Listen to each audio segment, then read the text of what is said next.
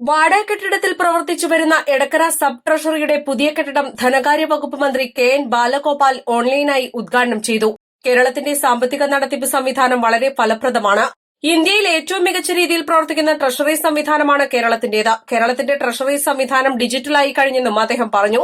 2014 മുതലാണ് എടക്കര മേനോൻകുട്ടി ബൈപ്പാസ് റോഡിലെ വാടക കെട്ടിടത്തിൽ എടക്കര സബ് ട്രഷറി പ്രവർത്തനം ആരംഭിച്ചത്.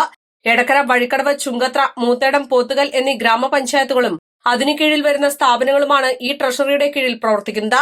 ട്രഷറി അടിസ്ഥാന സൌകര്യ വികസന പദ്ധതിയിൽ ഉൾപ്പെടുത്തി 1.5 കോടി രൂപ ചെലവഴിച്ചാണ് 2500 സ്ക്വയർ ഫീറ്റിൽ എടക്കര സബ് ട്രഷറി നിർമ്മാണം പൂർത്തീകരിച്ചത്. എടക്കര ഇന്ദിരാഗാന്ധി ബസ് ടെർമിനലിൽ നടന്ന പരിപാടിയിൽ ആര്യടൻ ചോക്കത്തെ അധ്യക്ഷത വഹിച്ചു.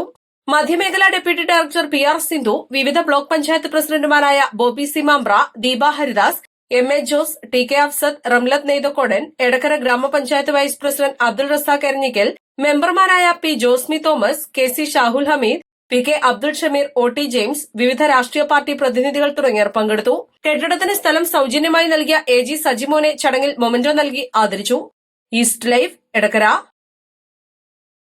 വെഡിംഗ് ആഭരണങ്ങൾ, ലൈറ്റ് വെയ്റ്റ് ഡെയിലി വെയർ ആഭരണങ്ങൾ, ഡയമണ്ട് ആഭരണങ്ങൾ എന്നിവ ഏറ്റവും കുറഞ്ഞ പണിക്കൂലിയിൽ നിങ്ങൾക്ക് സ്വന്തമാക്കാം. Haya gold and diamonds, Bandoor and Elankur.